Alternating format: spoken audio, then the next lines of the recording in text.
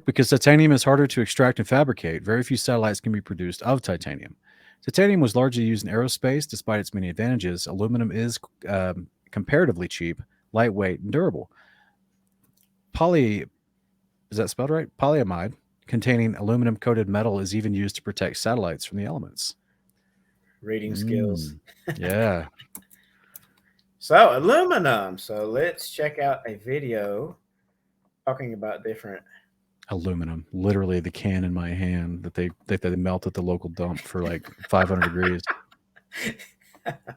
So let's check out video talking about melting points, and we're gonna hone in on aluminum since that's what they say most satellites are made of.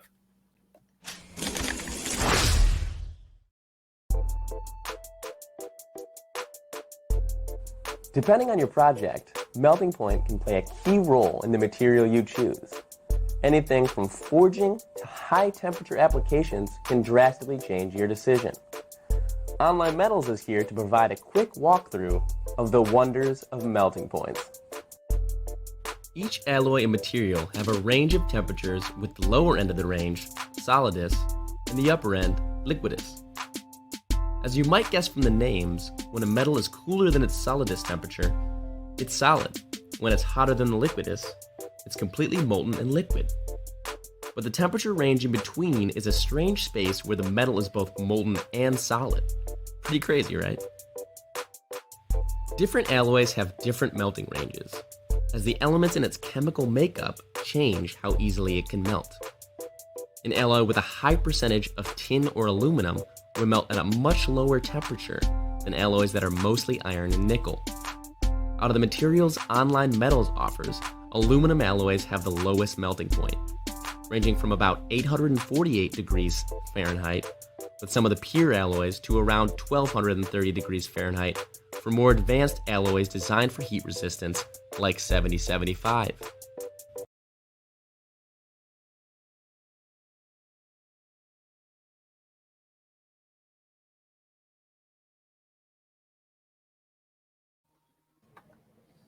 I just got a couple words. Houston, we have a problem.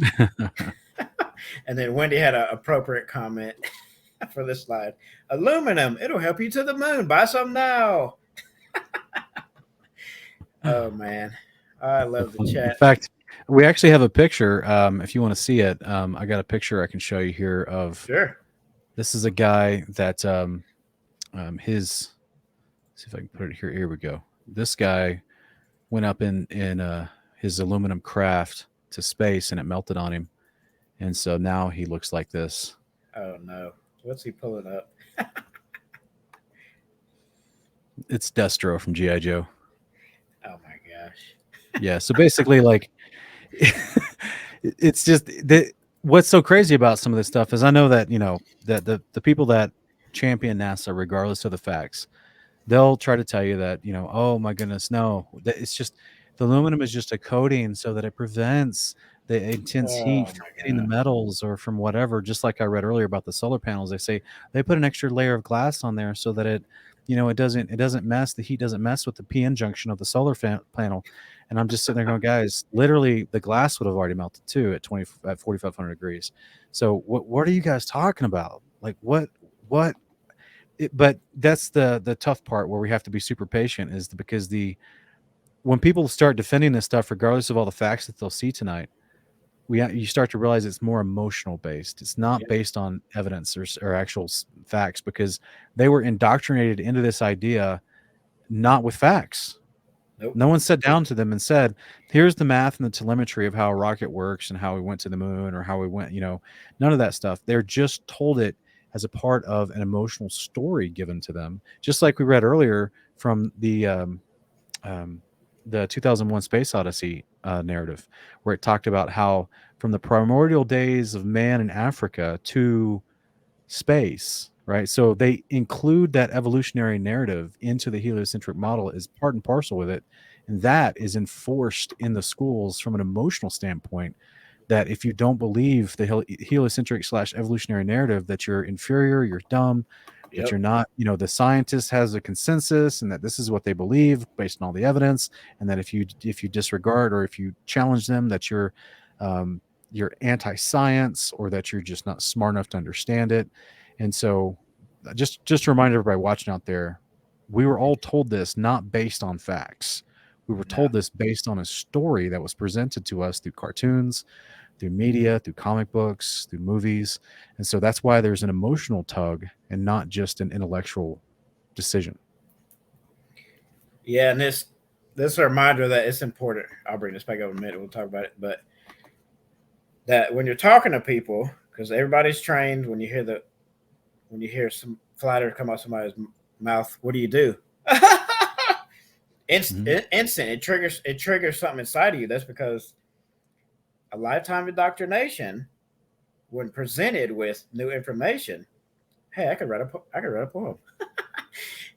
What happens? Cognitive dissonance, because that new information does not compute with all those files inside your subconscious, and you're like, nope, reject, return to sender, don't want it. So I have some interesting comments in the chat that I've saved for later that we can, or maybe you can look at towards the end. Comments in the chat that I'm watching right now. A few minutes ago. Oh, from someone that claims they actually sent rockets to space, built and tested them. I would love to see your seals on your doors and your windows. I'd love to see the seals on any of your internal operations. I'd actually love to see your rocket propulsion system and the actual infusion of the oxygen into your fire. I would love to see how you kept that from being sucked out into the vacuum of space. But sure. Anyway, I'm sorry. Go ahead. Oh man. Well, there you go. There's that. So let's get back to the numbers. So here's some simple math. We're just going off of what's presented. Now, obviously, if you go and, like Sean was hinting at earlier, if you go a year from now, 6 months, and you look at these layers of the atmosphere, the temperatures and the distances might be different. So just going off of what I found recently. So the exosphere, according to what they say, exosphere and the thermosphere, the top two layers of the atmosphere, are up to 2,700 degrees Fahrenheit, and you said up to 4,500 earlier. So, but I'm staring at the NASA website that says 4,500, but whatever. But let's be nice and just go down to 2,700. Sure. And according to that video I played earlier, the melting point of aluminum is between 848 and 1,230 degrees Fahrenheit. So if we do some subtraction, that's the difference of 1,270 degrees Fahrenheit that it would have burned up. Like there's no getting around that. And it would have happened even quicker, according to the numbers that you're looking at.